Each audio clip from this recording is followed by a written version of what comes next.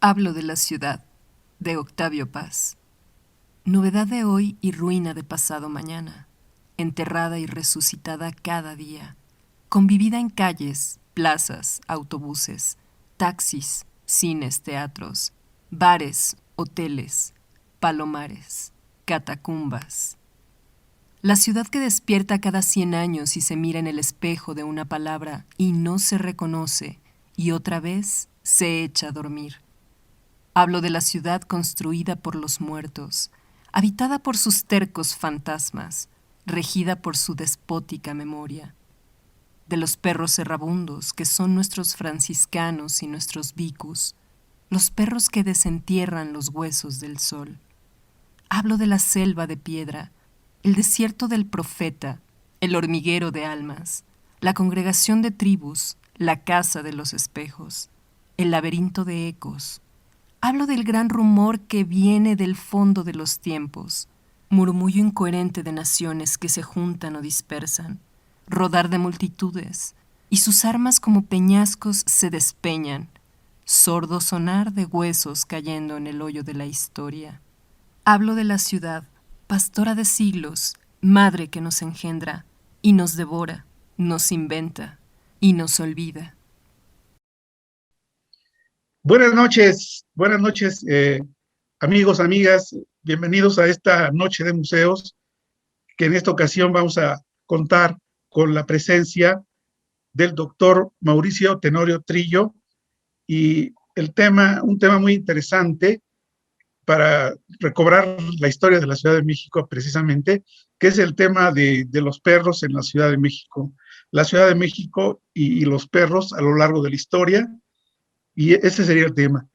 El doctor Mauricio Tenorio Trillo, él es profesor de la Universidad de Chicago en la cátedra Samuel N. Harper y tiene un currículum muy distinguido a obras destacadas que han enriquecido el panorama de la historia del México contemporáneo, sobre todo. Eh, el doctor Trillo nació en La Piedad, Michoacán, y desde joven se trasladó a la Ciudad de México para hacer sus estudios. Estudió sociología en la Universidad Autónoma Metropolitana de Azcapotzalco y el doctorado en la Universidad de Stanford. Ha hecho investigaciones relativas, por ejemplo, al problema de las exposiciones en México. Publicó, por ejemplo, Artilugio de Nación en 1998, que habla precisamente de México en las exposiciones internacionales. Esta publicación es del Fondo de Cultura Económica, 1998. Así, un libro de cómo ignorar en el año 2000, El urbanista en 2004, El porfiriato en 2006, y recientemente, precisamente, el libro que ha motivado esta charla de Hablo de la ciudad, México, principios del siglo XX, desde la Ciudad de México. Publicó recientemente La Paz en 2018, y un libro que le publica la Universidad Veracruzana recientemente, que se llama A Flor de Pie. Doctor, bienvenido a esta charla de Noche de Museos. Muchas gracias, un honor estar aquí.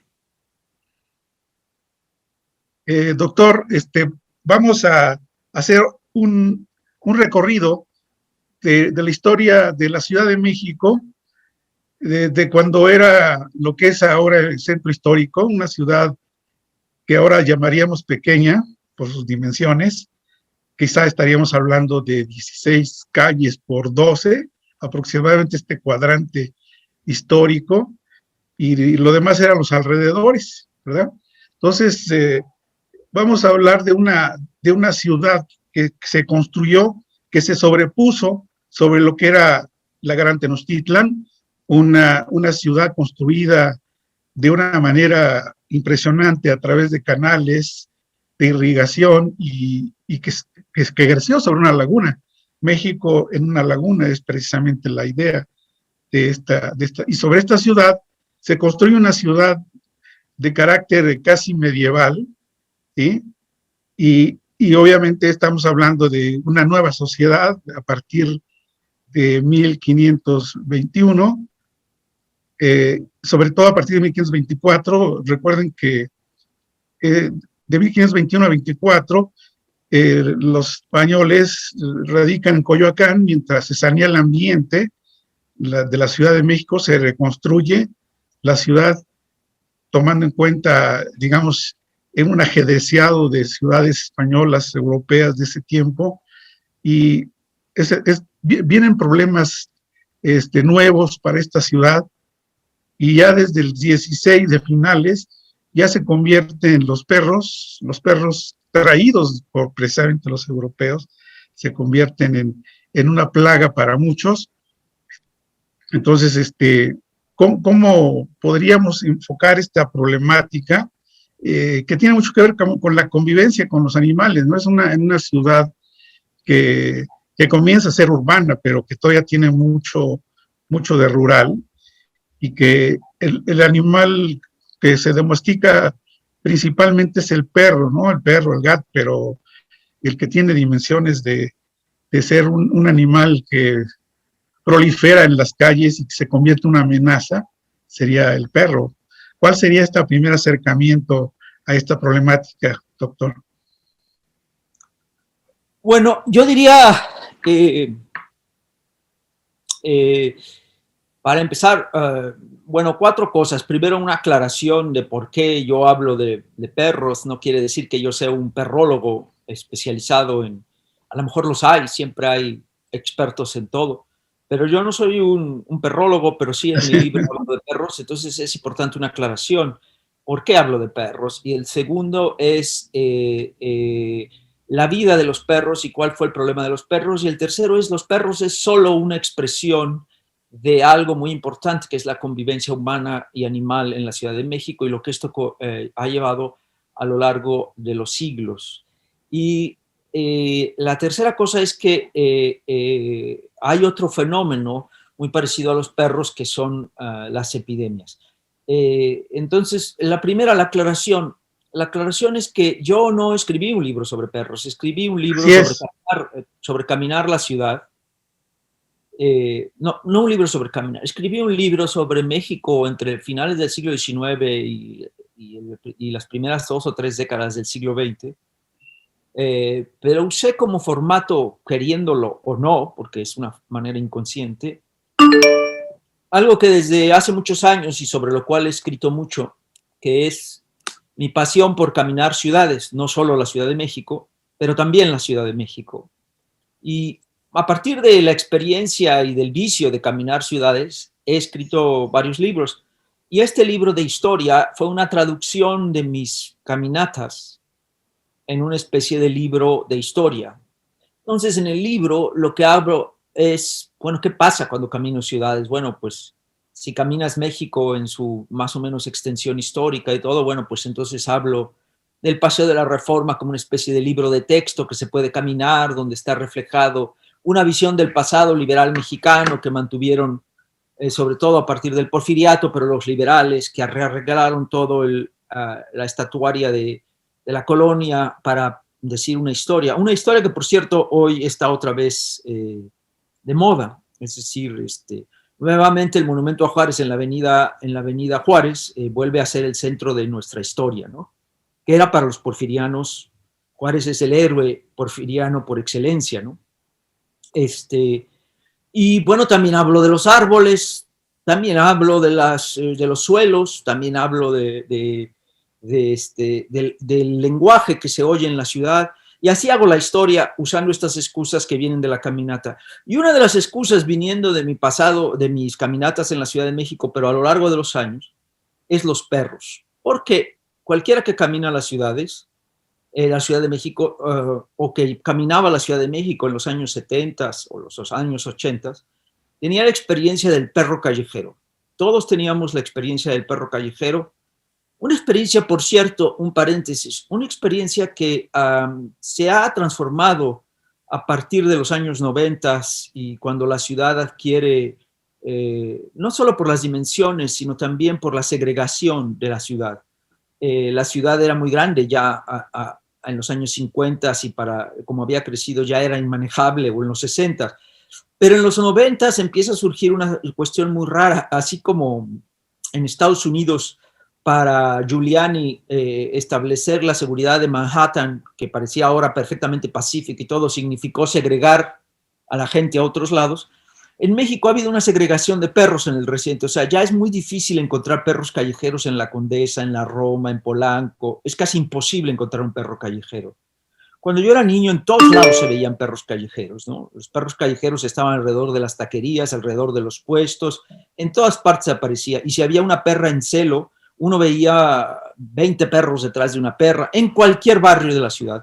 Ahora hay que ir a la periferia de la ciudad, hay que ir a Catepec, hay que ir a Tepepan, hay que ir a zonas muy apartadas para encontrar los perros callejeros, porque evidentemente perro callejero que se encuentra en la calle, hay dos maneras que se controlan, que es lo que buscaron en la colonia y el porfiriato de controlarlos, que no los podían controlar, ahora hablo de ello. Aquí ahora existen dos. Uno, cualquier vecino de la Condesa o de los barrios hipsters de ahora llama a la delegación y lo matan o se lo llevan. Y segundo, los coches los matan. Desde niños nosotros vimos muchas veces en el periférico, en el circuito interior, en las calles, era muy común ver un perro atropellado, siempre. Entonces, hay un control natural de las megalópolis, de los perros, porque te los matan con una facilidad enorme, ¿no?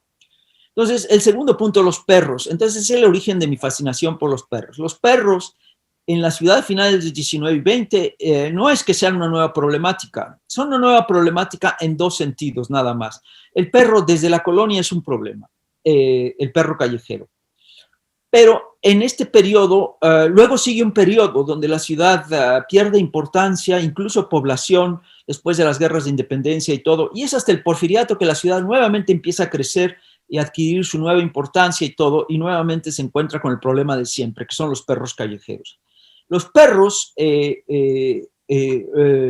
los mexicas, los habitantes prehispánicos de Mesoamérica, tenían perros, nosotros lo sabemos, eran los perros, los oxcuincles o estos de una raza y que se usaban o como compañeros o como alimento y tenían una labor, tenían una característica, según cuentan los cronistas, no ladraban. Los españoles, Hernán Cortés, además de los 300 o 500 hombres que traía, y entre ellos africanos, esclavos, etcétera, traía caballos y traía perros, porque los perros eran animales de guerra desde la Edad Media en Europa. Entonces los perros para atacar, para oler, para guiar, se usaban en los ejércitos. Y entonces él viene con perros. Y los perros llegan aquí, por supuesto, se juntan con los de acá, y entonces ahora los perros aztecas, que ahora existen como raza, también ladran. Yo no sé si sea cierto, pero los cronistas decían que no ladraban. Pero desde la colonia es un problema, porque entonces los perros los perros siempre han sido compañeros. Los biólogos hablan del fenómeno de la coevolución, es decir, los hombres y determinados animales coevolucionamos juntos. Tú le puedes decir a un perro así y él viene. ¿Cómo sabe que esto quiere decir venir? Un perro es más fácil que sobreviva con hombres que en el campo. En el campo él no puede sobrevivir, los lobos se lo comerían, no sabría qué hacer. Ya es parte de la evolución porque ha sido el ayudante del pastor, el guía, etcétera, comida, muchas cosas. Entonces, en la colonia se reprodujeron mucho los perros, y en la colonia, como tú dices, en el archivo de la Ciudad de México, en la calle de Donceles, que en aquella época, cuando yo hice mis investigaciones, había que ir a un archivero donde había que buscar en papel los índices de los esos y de los folders, y los folders te llegaban y ya desde la colonia había un ramo de perros. Y los ramos de perros, ¿cuál era el problema? Recuerdo muy vivamente leer todos esos documentos del siglo XVII y XVIII, donde hay un problema porque los perros se han reproducido masivamente y están en la calle. Y el problema es que ellos no tienen toda la conciencia, saben que los perros muerden y que producen enfermedades y todo, pero no saben qué es lo que lo produce, y es un problema.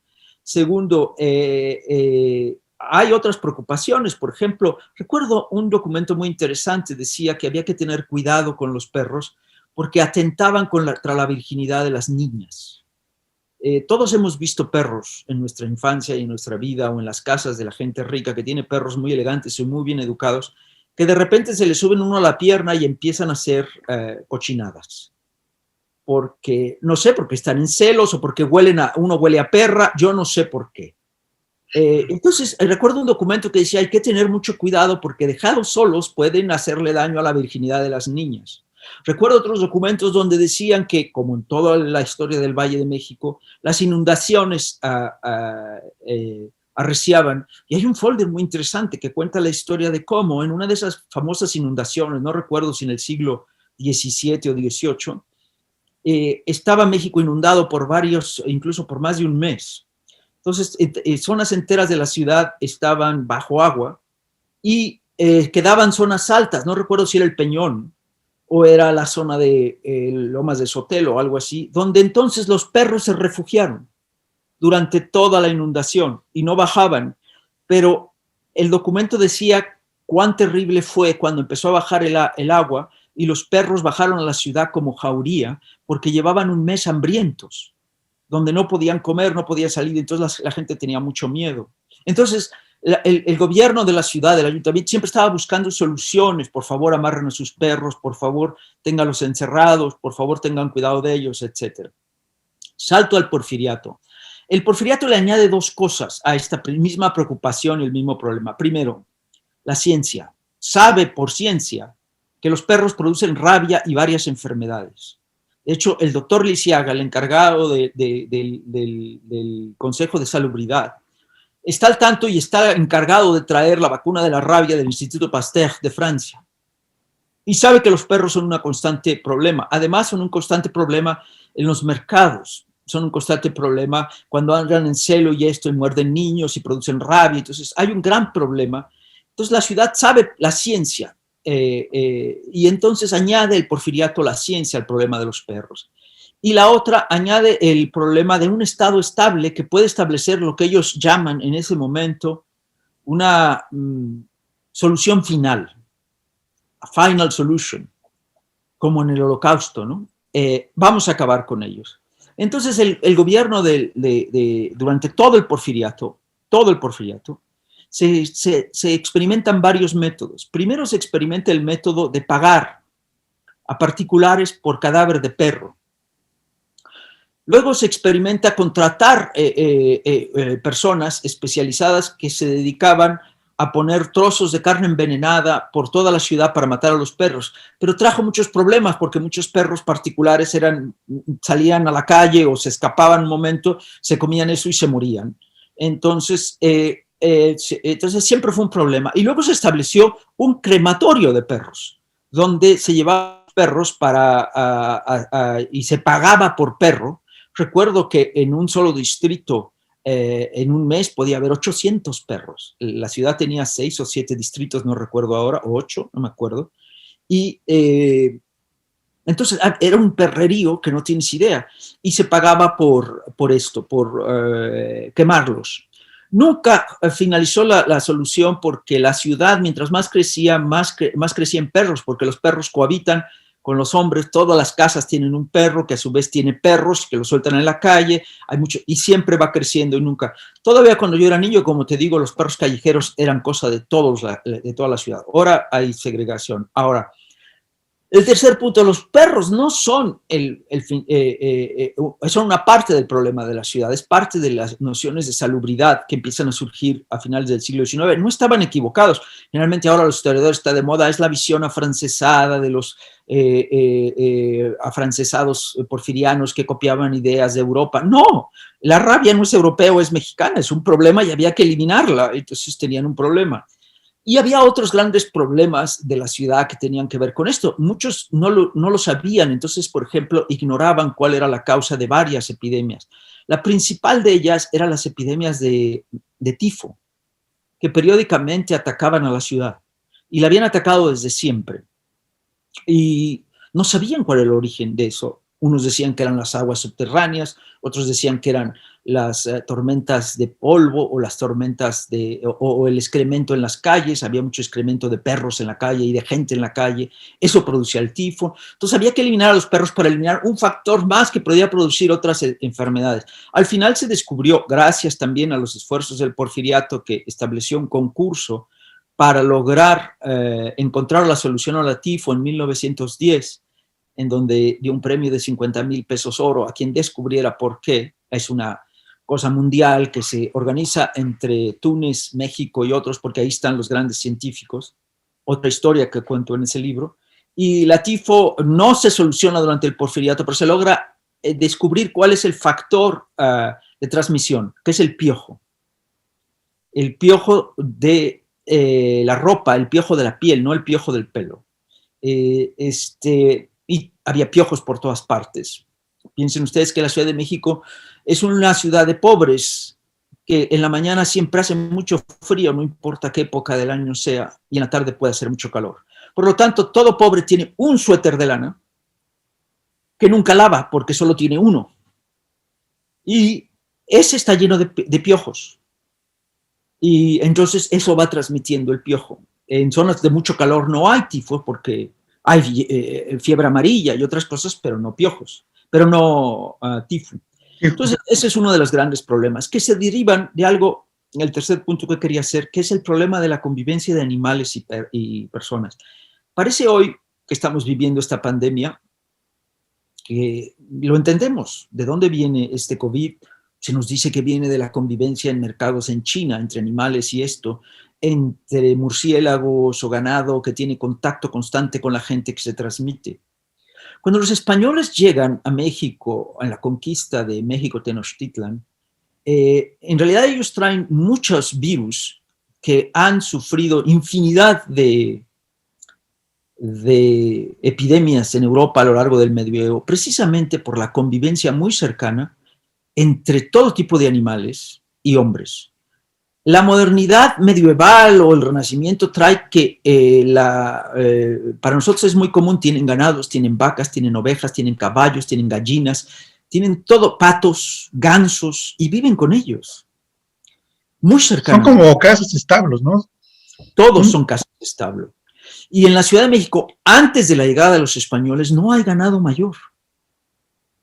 No existe el ganado mayor. El animal más grande es el perro y el pavo, pero no existe grandes contacto diario con grandes mamíferos o con grandes aves o con masivas aves.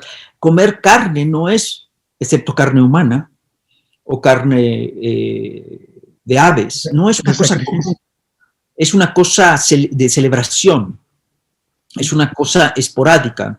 Por lo tanto, no hay tanta convivencia, lo cual explica por qué los indígenas de Mesoamérica no eran inmunes a las miles y miles de epidemias que habían sufrido los europeos por ese constante intercambio de virus y bacterias entre hombres y animales. Como la viruela. Sí, que los propios aztecas o mixtecos, todo Mesoamérica, no conocía porque no había tal ganado, no había caballos, no había nada de eso. No había ovejas que hacen una gran destrucción y son masas inmensas. Hay más ovejas que gentes en muchos lugares. Entonces, eso causa una gran mortandad al principio, pero también causa que a lo largo de la colonia y a todo lo largo del siglo XIX, incluso hasta la década de los 50 y 60, nada más hay que ver la película de Los Olvidados de Luis Buñuel. Los mexicanos se vuelven como los europeos, conviven con animales. Cualquier casa de la Ciudad de México en 1920 en Azcapotzalco tiene un establo atrás y la leche viene de la casa de la esquina que tiene 3 vacas o 4 vacas y hay cerdos aquí y caballos allá y hay muchos animales. A partir de la década de los 70 ya la presencia animal y también por leyes y todo se sacan de la ciudad y ya no hay más que en las periferias y todo eso animales, ya no convivimos con animales, pero hemos convivido mucho tiempo con animales y también produce distintas enfermedades, pero también produjo que los mexicanos nos hiciéramos inmunes a muchas de estas enfermedades porque ya vivimos y convivimos con animales. Y finalmente lo que diría es que este problema sanitario, este problema de la ciudad, son como la cabeza de la hidra. Tú le cortas la cabeza a uno y salen 2. Es decir, me impresiona haber estudiado en los archivos de salubridad, también muy interesantes para esto, o en los archivos de la Ciudad de México, es que a cada nueva solución que se da a un problema sanitario, sin querer produces otros dos. Y luego hay que, por ejemplo, cuando en Estados Unidos deciden que hay que evitar virus y todo, entonces hay que tener una súper limpia y hay que evitar todo contacto con la tierra de los niños y no tienen que andar en la calle como andaban los niños en la Ciudad de México, todos sucios, todos en el lodo, cazando ranas y sapos y comiéndose todo. Ay, no te metas eso a la boca, pero ya está todo ahí, todo. Eso creaba una inmunidad a infinidad de tonterías, al mismo tiempo que podía crear una tifoidea que te morías o sobrevivías. Pero una época de tanta limpieza crea, por ejemplo, algunos historiadores de la medicina han mostrado las famosas epidemias de poliomielitis. Es decir, logras que no se enfermen de tifoidea, que no se enfermen de eso, pero los haces muy vulnerables a la poliomielitis. Y entonces creas otro nuevo problema. Aquí también la tifo logró, se botaron la rata, el piojo. Las pulgas picaban a la gente, los piojos de las ratas, y entonces había que evitar los piojos. Entonces eliminas con el DDT, es la gran solución al problema de los piojos y las pulgas de las ratas. Las ratas nunca se han limitado, pero ahora tienes DDT y puedes, en la Segunda Guerra Mundial, los aviones que llevaban las tropas eran precedidos por aviones que bañaban las costas de DDT. Y en México, cuando tú, Samuel, o yo éramos niños, antes de acostarte y barreaban toda la casa y cuando volteaban el colchón cada tanto, lo rociaban todo de DDT. Porque había chinches. 10 años después hemos descubierto que el DDT produce cáncer, produce degeneraciones genéticas, creas otro problema. Otro problema. Y eso es la historia de la sanidad. Hemos creado sociedades, por ejemplo, donde ahora viajamos por todos lados y todo esto, pero llega un virus y hemos sobreabusado de los antibióticos y ahora tenemos un problema. Cualquier día puede llegar un virus o cualquier día puede crearse una bacteria que es resistente a todos los antibióticos. Entonces hemos creado ahora lo que en inglés llaman superbugs, o sea, superbacterias, que ya no hay antibiótico que les sirva. Porque nosotros creamos los antibióticos, cuando creamos los antibióticos se acabó la sífilis, se acabó cualquier cosa te curaba. Y cuando nosotros éramos chicos tenías tos, tómate tu Keflex. Una semana de Keflex y estás bien y todo. Abusamos de los antibióticos y ahora hay bacterias que no tienen solución. Así es.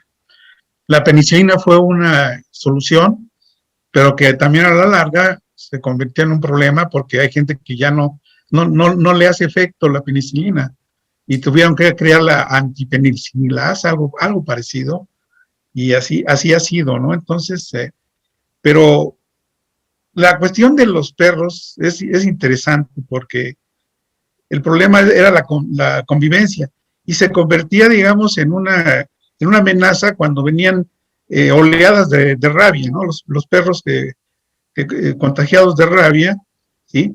Y obviamente esto ha sido tema de literatura muy, muy interesante. Recuerdo una novela de un peruano sobre perros rabiosos, ¿sí?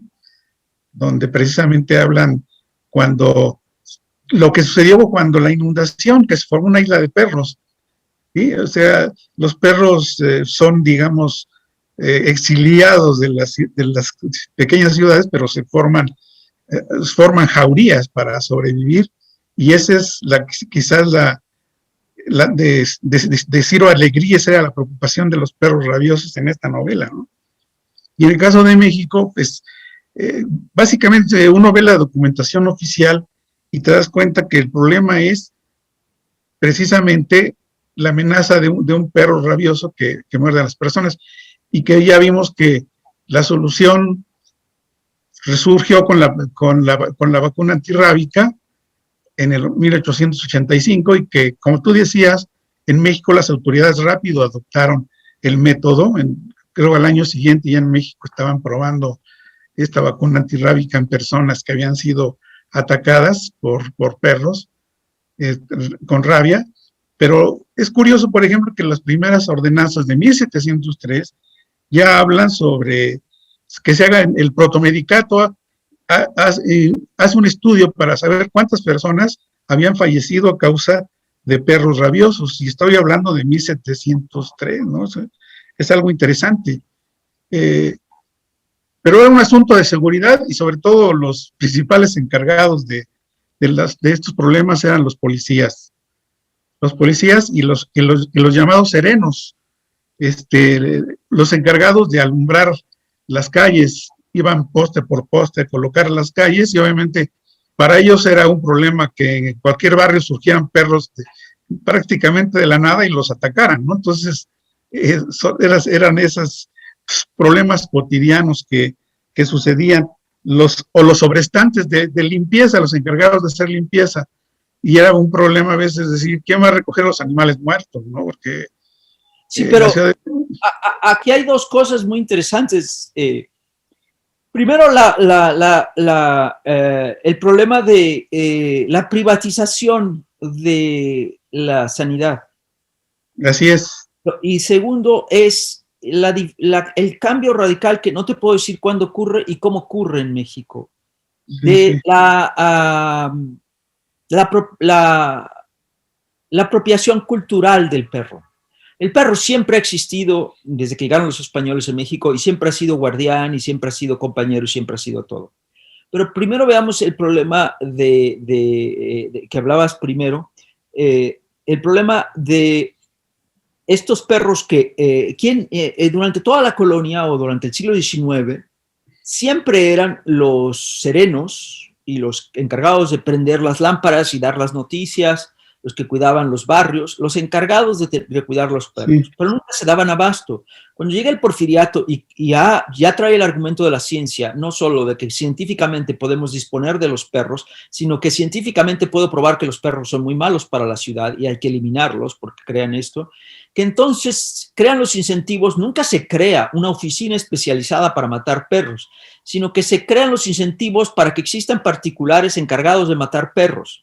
Y como todo en México o en Estados Unidos o en Francia, tú sabes que, fíjate que el gobierno necesita uno que mate perros. Yo te puedo dar la concesión de matar perros si tú creas una compañía y me das una corta por abajo. Esta idea de que ahora va a creer entonces un señor que era carnicero o que era, que por ejemplo, uno que está en el archivo es que él se dedicaba a procesar grasa animal para jabones y para el tratado de pieles. Entonces, él ofrece sus servicios como matador de perros, estableciendo un crematorio y contratando a gente para que vaya por las calles capturándolos y matándolos o envenenándolos. Entonces, crea los incentivos para crear compañías encargadas de matar perros. No, el Estado da la concesión, el Estado no lo está haciendo propiamente. O pone, por ejemplo, la idea de vamos a matar ratas. Yo te doy tanto por rata. Entonces estás privatizando eso, el Estado paga, pero son los privados los que hacen eso. Y eso crea muchos problemas porque los privados siempre otorgan la concesión, está dada por exagerar las cifras. Entonces cuando dicen 800, yo creo que había muchos, pero no sé si eran 800 porque pueden reportar más, porque están obligados a reportar más.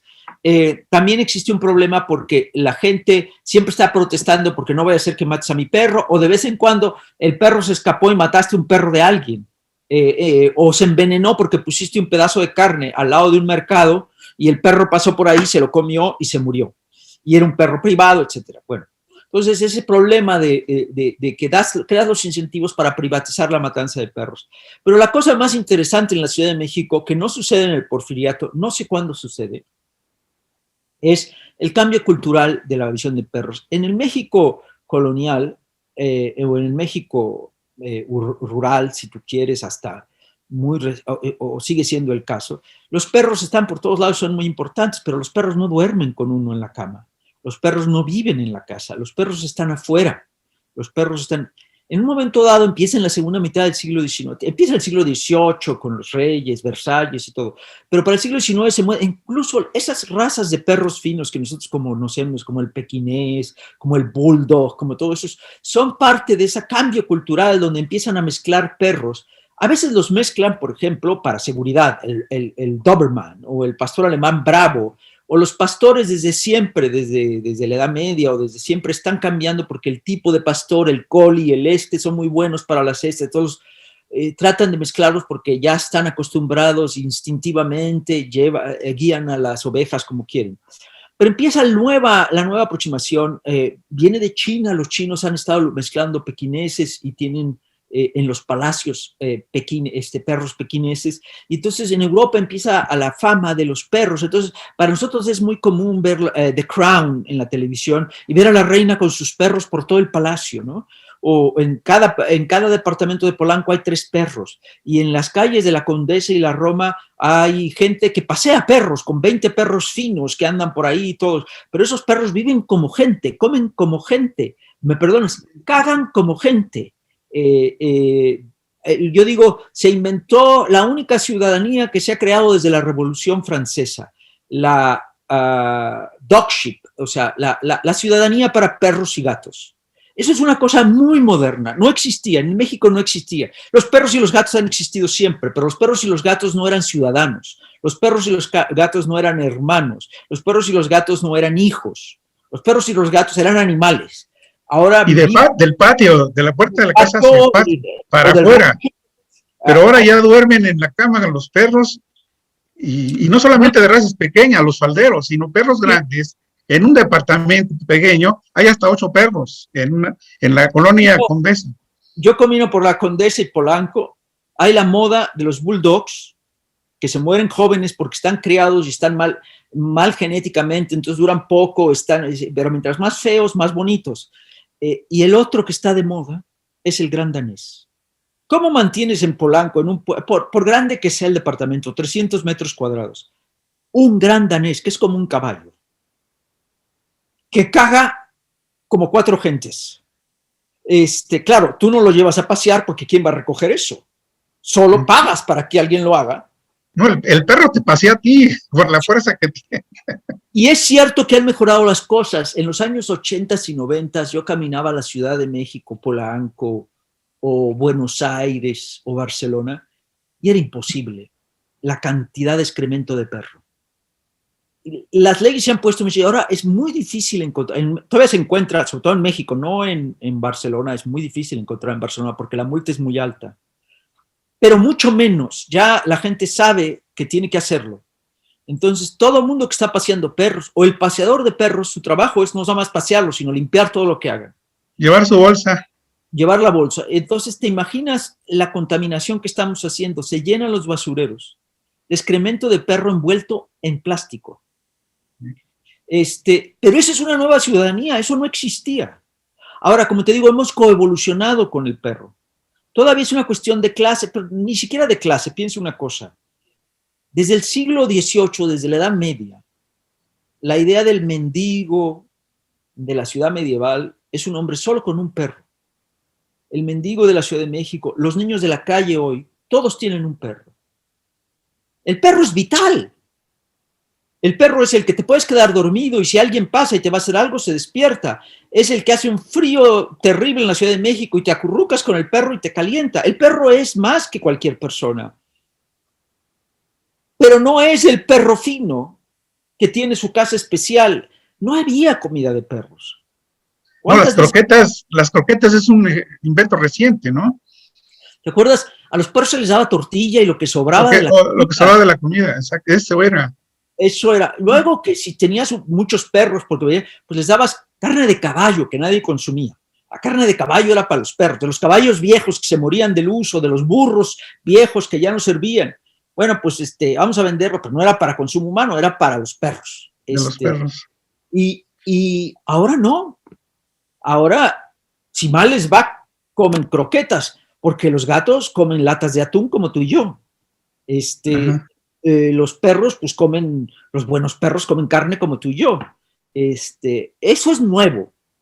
Ahora, no debemos preocuparnos mucho porque en la Ciudad de México, ¿cuántas gentes pueden mantener un perro así? O sea, es una cosa muy visible, pero que no afecta mucho porque en realidad en los barrios pues la gente tiene sus perros como siempre los ha tenido, los puede querer mucho, no los puede querer y todo eso. pero existe otro fenómeno de tradición popular, que es siempre, Amores Perros es un reflejo. En los barrios bravos de la ciudad se empiezan a crear perros para pelea. Y el perro de pelea, el pinball, o cómo se llama este perro. Pitbull. Pitbull, que crea muchos problemas y que se crean para pelear. Y hay gente en los barrios que tiene criadero de perros para pelea y todo esto. Pero si tú quieres, es horrible y todo, pero no es un ciudadano. Es como un gallo de pelea, está ahí, todo puede morir, puede ganar, pero no es parte de la familia. Ahora es más allá. Y esto es completamente nuevo y no tiene más de 150 años en la historia de la humanidad. No dudo que en el siglo XVIII una princesa tenía sus perros y vivía con ellos, pero no una cosa así, con el crecimiento de las clases medias, las ciudades, la higiene, entonces ahora ya está vacunado el perro, lo bañas todos los días, entonces puede vivir, dormir contigo cada día, está contigo, es compañía, y los perros, como tú sabes, actúan como hombres, ¿no? Y tienen psiquiatra, eso es completamente nuevo. No es preocupante porque en realidad en México ha pasado ese cambio y hay partes de la ciudad hipster. En la ciudad hipster mexicana, en la ciudad que alaba la película y que va a ver Roma para ver cómo era la película Roma, para ver cómo era la ciudad antes que esto, y ahora todos en la Condesa, la Roma, Polanco, todo eso. Esa zona ahí, todos los perros son más ciudadanos que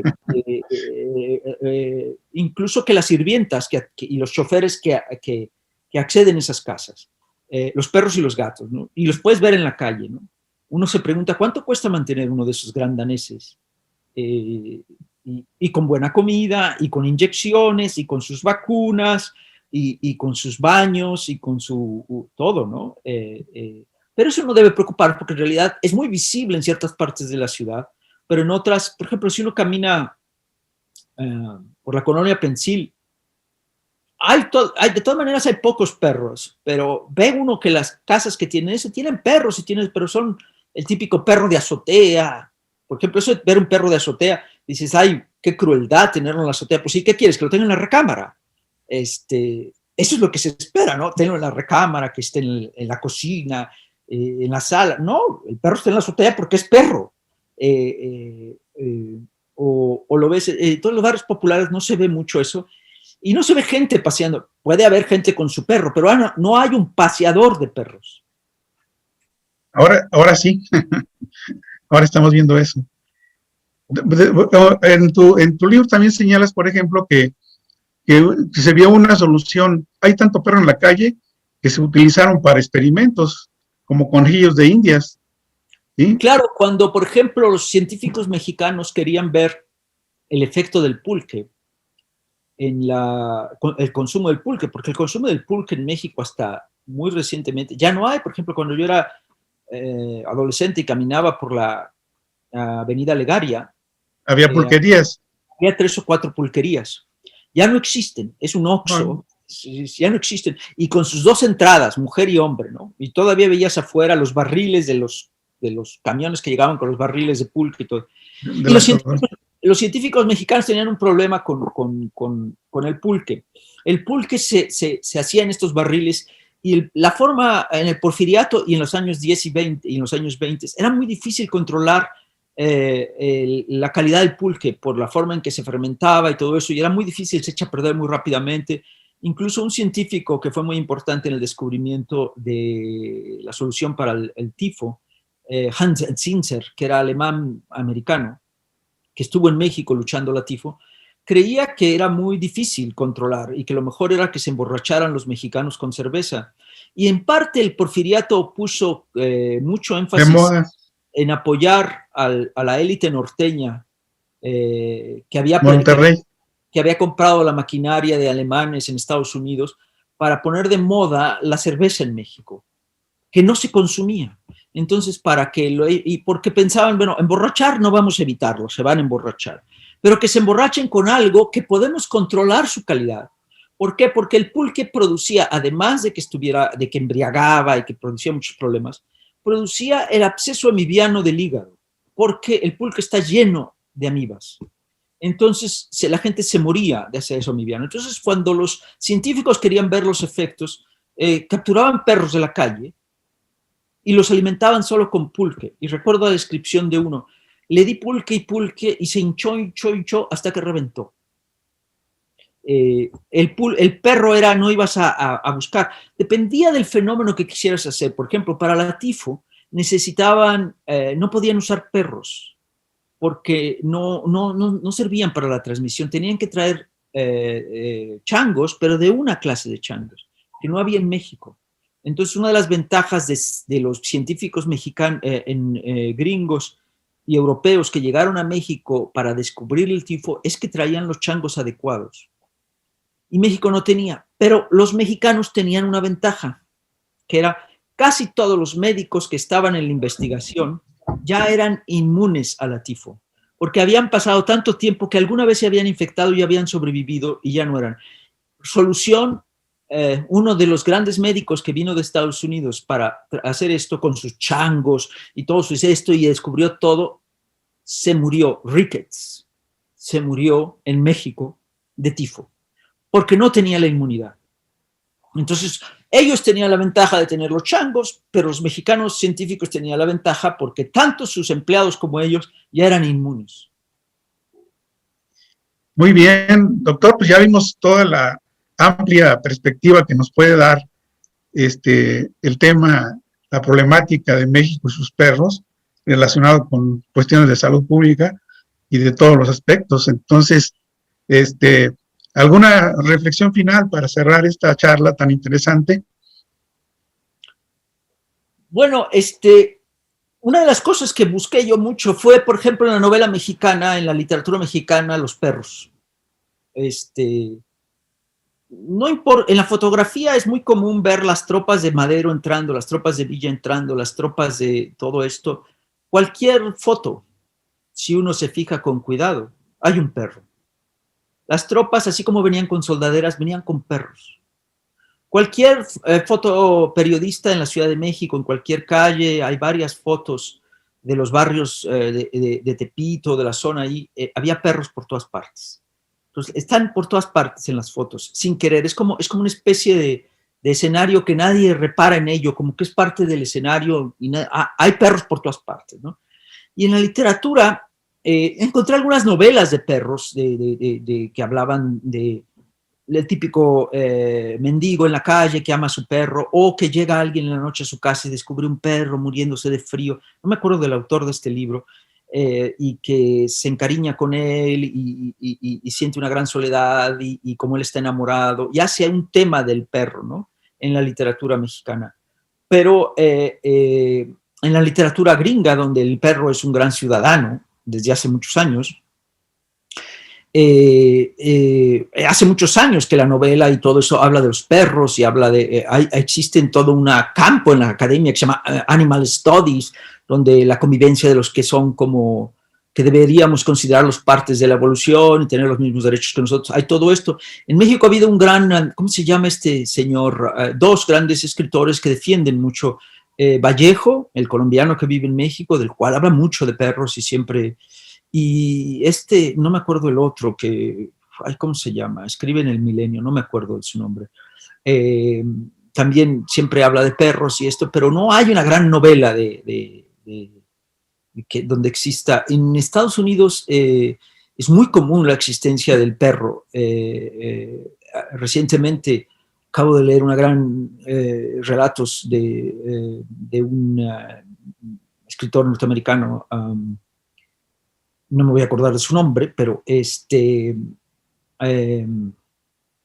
donde el último relato sobre la angustia es una novela homosexual, bueno, unos relatos homosexuales interesantísimos que hablan del amor, la soledad y todo, y el personaje fundamental de esa historia es un perro viejo que al final acaba durmiendo con él, como regresándole la inocencia que él cree perdida por lo que ha pasado en la ciudad de Bulgaria como profesor de inglés en Bulgaria. Así es. Pues le agradecemos, doctor Mauricio Tenorio Trillo, su valiosa participación, sus comentarios que amplían nuestra creatividad, imaginación y todo esto que tiene que ver con la relación entre el hombre y los animales, en este caso el perro. Y vamos a agradecerles a nuestro público que nos sigue en nuestras plataformas sus comentarios y nos vemos en la próxima noche de museos. Muchas gracias.